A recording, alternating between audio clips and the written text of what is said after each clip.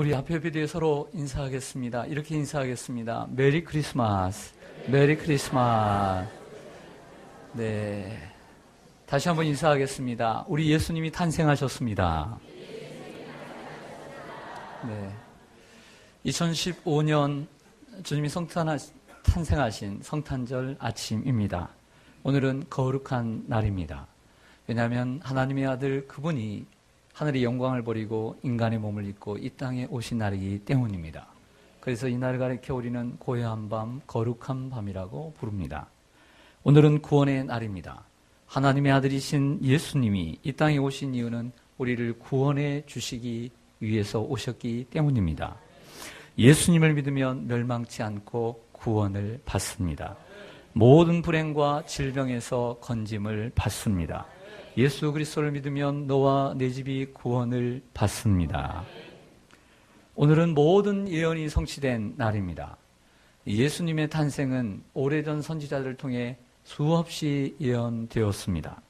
모든 성경은 예수님에 대한 예언의 책이라고 해도 과언이 아닙니다.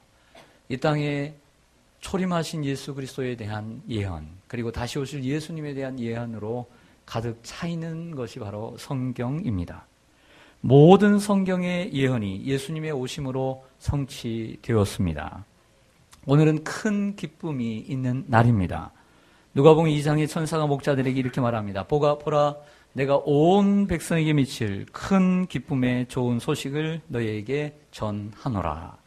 오늘 다윗의 동네에 너희를 위하여 구주가 나셨으니 곧 그리스도 주시니라. 예수님의 탄생, 이 아기의 탄생이 만약 남의 이야기가 되면 기쁨이 없습니다. 예를 들어 나에게는 손주가 없는데, 나에게는 자녀가 없는데, 나의 자녀가 아닌 저 옆집의 자녀가, 그리고 저 친척의 자녀가 나면 아무 소용이 없는 것입니다. 마음이 더욱더 아플 수 있는 것이죠. 그러나 남의 자녀가 아닌 내 자녀가 태어나고, 그리고 내 손주가 태어난다면, 그리고 내가 사랑하는 이들의 자녀가 태어난다면 이것은 기쁜 일인 것입니다. 맞습니까? 그러므로 예수님의 탄생이 여러분들과 관계가 있을 때, 상관이 있을 때 기쁜 날인 것입니다. 할렐루야. 너희를 위하여 구주가 나셨으니, 너희를 위하여, 바로 우리를 위해서 구주가 나실 때 오늘 우리는 기쁜 날인 줄로 믿습니다.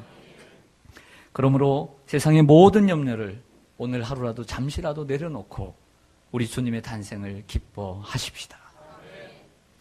오늘 우리는 왜 이 자리에 모였습니까? 아기 예수께 우리는 경배하기 위해 모였습니다. 왜 원근각자에서 이 아침부터 일어나 왜 주의 전에 올라왔습니까? 예수님을 경배하기 위해서입니다. 오늘 성경에 나오는, 본문에 나오는 동방의 박사들, 이 박사들도 아기 예수께 경배하기 위해 수십일 또는 길게는 수개월 동안 동방에서부터 별을 따라 왔습니다. 왜입니까?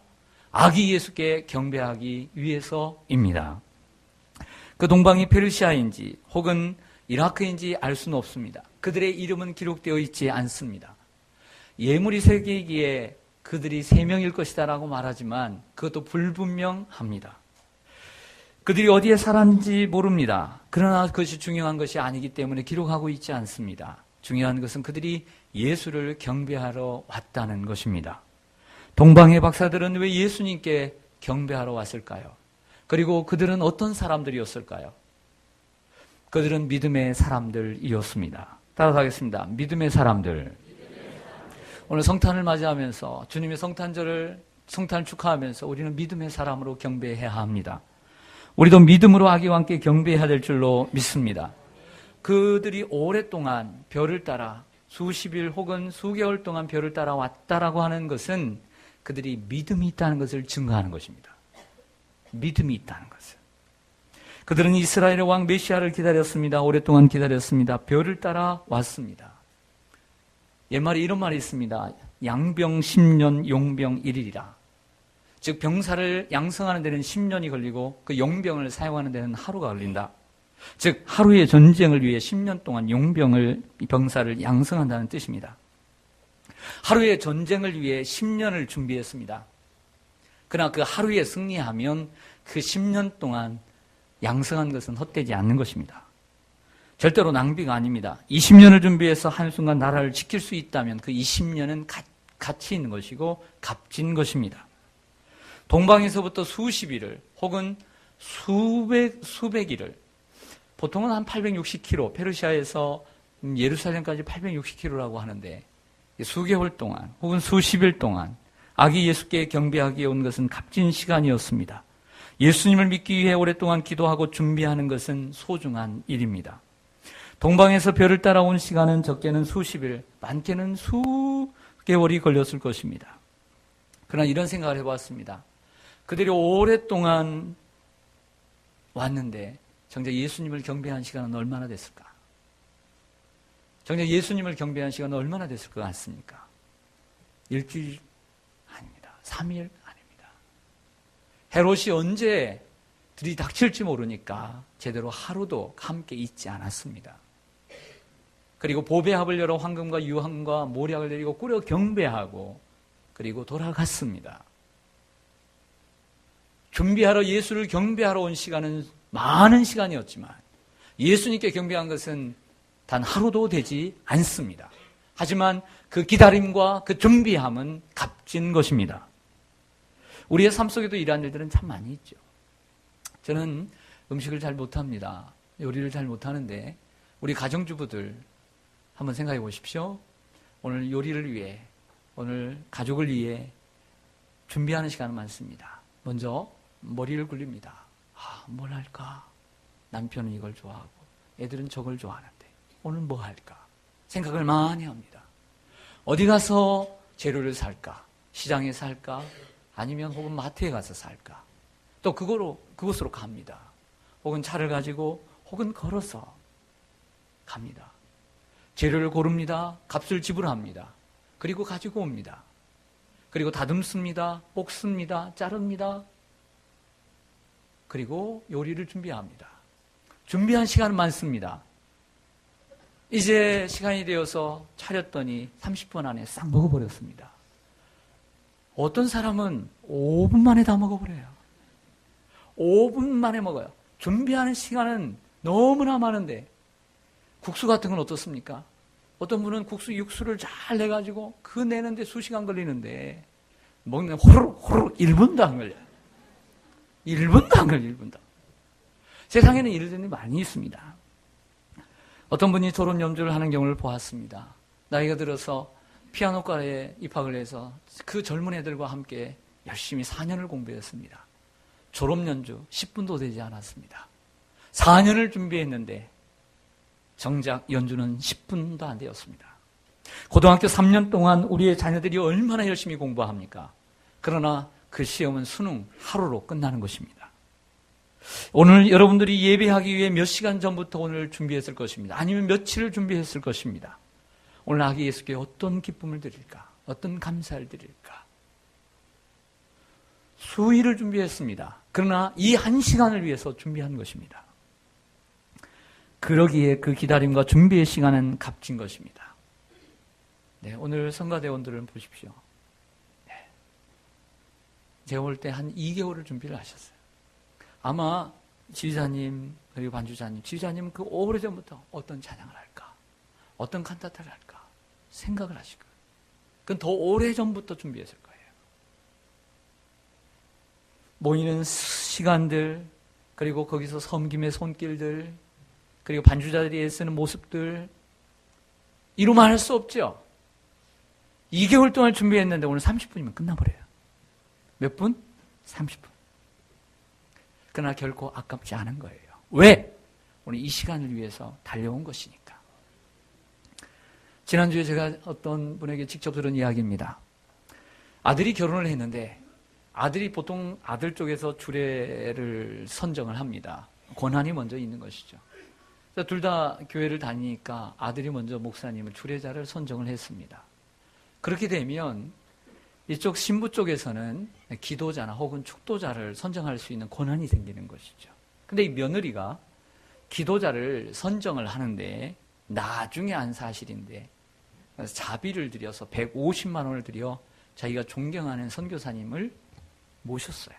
비행기 값을 들여서. 비행기값 150만 원을 들여서 그 선교사님을 모셔서 자기의 결혼식에 축복 기도를 해달라고 불렀어요. 이 사실을 나중에 듣고 난 다음에 이분이 고백합니다. 내 며느리가 믿음이 큰 것을 알았습니다.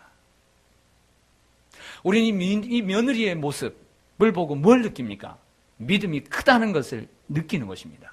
안 느낄 수가 없는 것이죠. 결혼 준비하는데 150만 원. 내가 그래도 기도받고 싶은 사람이 있는데 거리가 머니까 못 올 수 있고, 그리고 비행기를 타야 되니까 못 올 수 있고, 어떤 분이 이렇게 생각합니다. 시간도 얼마 없는데 기도 안 받으면 어때? 기도 시간 빼버리는 게 편하다라고 생각합니다. 어떤 사람은 그 150만 원 가지고 TV 한 대 더 사고, 냉장고 좋은 거 하나 더 사고, 혹은 신혼여행 좀 더 좋은 곳으로 가려고 생각합니다.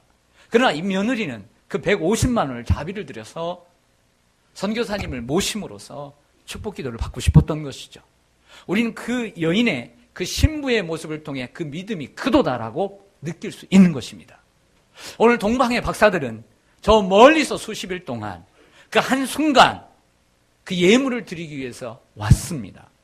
그들의 수고가, 그들의 헌신이 결코 헛되지 않은 것입니다. 왜냐하면 이 세상의 아기 예수께, 그리고 주님께 경배하는 것이 가장 소중한 일이기 때문입니다. 그럼 오늘 성가대 찬양하는 여러분들이 열심히 준비해서 생활에 바쁘죠. 사업하시는 분들, 직장 다니는 분들, 시간 내기도 쉽지 않습니다. 목사야 직업이 그러니까 하루 종일 주일날 있을 수 있습니다. 토요일날까지 직장을 다니시는 분도 계시고, 근데 주일날 저녁까지 하루 종일 쉴 시간도 없이 어찌 그 수고를 다 말할 수 있겠습니까? 하지만 주님이 어찌 여러분들의 마음을 모르겠습니까? 사랑하는 성도 여러분, 오늘 동방박사들의 순례의 여정은 믿음의 여정이었던 것이죠. 주님을 경배하는 것은 믿음으로 해야 하는 것입니다. 여러분 모두가 믿음으로 오늘 주님을 경배하기를 소망합니다. 박사들은 동방에서부터 스타, 별을 따라 왔다고 말씀합니다. 인류는 오래전부터 저 하늘에 떠 있는 이 별을 통해 인간의 중대사를 결정했고 미래를 예견해 왔습니다. 하나님께서는 아기 예수의 탄생을 알리는 도구로 이 별을 사용하셨던 것으로 보입니다. 그 별은 특별한 별이었습니다. 그 별을 발견한 박사들은 크게 기뻐했고 그 별을 따라가게 되었습니다. 그 별은 아기 있는 곳에 멈췄고 그리고 베들레헴 마구간을 비추었습니다. 여러분, 오늘도 우리를 비추는 별이 있습니다. 오늘 새벽에 나오는데 별은 안 보이고 환한 달이 저를 인도하대요. 서울에는 별을 못 보니까 달이 오늘은 환하게 비추는 것을 보았습니다. 우리 성도들은 그 별을 바라보고 따라가는 사람들인 줄로 믿습니다. 그 별은 언제나 우리를 믿음이 있는 곳으로 인도합니다. 그 별은 언제나 우리를 은혜의 자리로 인도합니다. 그 별은 언제나 우리를 기도의 자리로 인도합니다. 그리고 그 별은 언제나 우리를 말씀이 있는 곳으로, 사랑이 있는 곳으로 인도해 갑니다. 그리고 결국에는 그 별의 종착점은 예수 그리스도입니다. 그러나 어떤 사람들은 그 별을 발견한 것으로 만족합니다. 그리고 또 어떤 사람은 그 별을 바라보는 것으로 만족합니다. 또 어떤 이들은 그 별에 대한 소망을 갖는 것으로 만족합니다. 그러나 우리는 거기에 머무르면 안 됩니다. 진정한 성도는 그 별을 따라가는 삶을 살아야 합니다. 동방의 박사들은 소망의 사람들이었습니다. 그들의 마음속에 예수 그리스도를 만날 수 있다는 소망, 그리고 내가 가는 길이 진리의 길이고 의의 길이고 그리고 옳은 길이라고 하는 분명한 믿음과 소망을 가지고 있었기에 그들은 걸어갈 수 있었던 것입니다. 그 박사들이 예수님에 대한 소망이 없었다면 베들레헴까지 올 수 없었을 것입니다. 그들이 품은 소망은 너무나 크고 견고했기에 그 어떠한 유혹과 위협도 그들의 길을 막을 수 없었습니다. 헤롯이라도. 그렇다면 우리의 소망이신 예수 그리스도에게 인도해가는 이 별은 무엇을 의미할까요? 우리의 신앙의 종착점까지 인도해가는 이 별은 무엇일까요? 존경하는 고 박윤선 박사님의 주석을 찾아보니 이 별은 하나님의 말씀과 성령의 인도를 바라보며 찾는 자들만이 발견할 수 있다라고 주석을 달았습니다. 하나님의 말씀과 성령의 인도하심을 받고 따라가는 자들만이 이 별을 발견할 수 있다. 여러분은 그 별을 발견하셨습니까?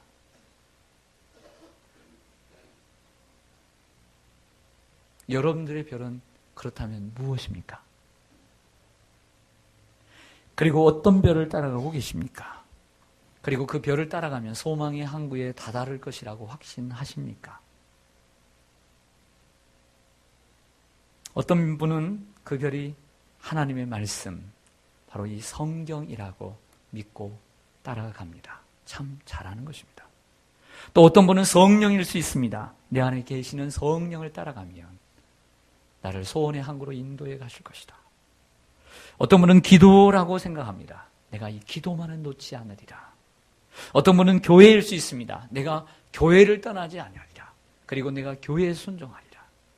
어떤 분은 주일일 수 있습니다. 내가 아무리 봐도 이 주일만큼은 내가 거룩하게 지키리라. 내가 이 주일을 포기하지 않는 한 주일의 주인이신 주님께서 나를 인도해 가실 것이다. 라고 하는 이러한 별. 혹은 예배일 수 있습니다. 나는 예배의 승리자가 되리라. 세상의 어떤 시련 속에서도 어떤 고난 속에서도 욥처럼 나는 하나님을 예배하는 자가 되리라. 내 삶의 지금의 현재의 모습은 오늘 이 자리에 나올 수 없는 환경이지만 나는 하나님 앞에 나아가 예배하는 사람이 되리라. 이것이 여러분들의 별이 되기를 원합니다. 그리고 어떤 분은 사명일 수 있습니다. 사도 바울처럼 하나님의 복음을 전하는 일에 나의 사명을 드리는 사람. 여러분들의 그 사명이 바로 별일 수 있습니다. 어떤 분은 그 사명이 선교일 수 있고 어떤 분은 전도일 수 있고 그리고 여러분들 좀 찬양일 수 있습니다. 어떤 분은 십자가일 수 있습니다. 그 십자가가 별일 수 있습니다. 어떤 별이든 좋습니다. 별이 없는 사람이 불쌍한 사람입니다. 여러분 모두 별을 발견하기를 원합니다. 그 별을 소망할 뿐만 아니라 별을 계속해서 따라가기를 원합니다.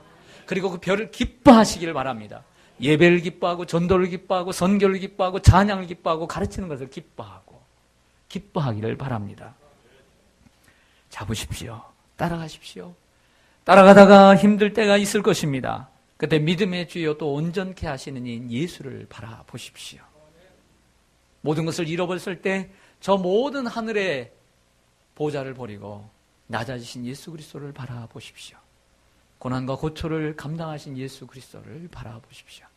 십자가를 지신 예수 그리스도를 바라보십시오. 그리고 부활의 영광을 맛보신 예수 그리스도를 바라보며 승리하시길 바랍니다. 소망의 사람이 예수님을 경배할 수 있는 것입니다.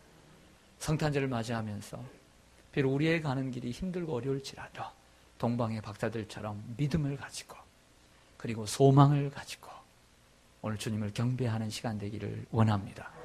여러분들이 많은 시간을 준비하고 기다렸지만 하나님 앞에 드리는 시간은 잠깐이라 할지라도 그것은 결코 헛되지 않다는 것 기억하시고 기쁘게 헌신하시는 여러분들 되시기를 주님의 이름으로 간절히 축원합니다. 기도하겠습니다.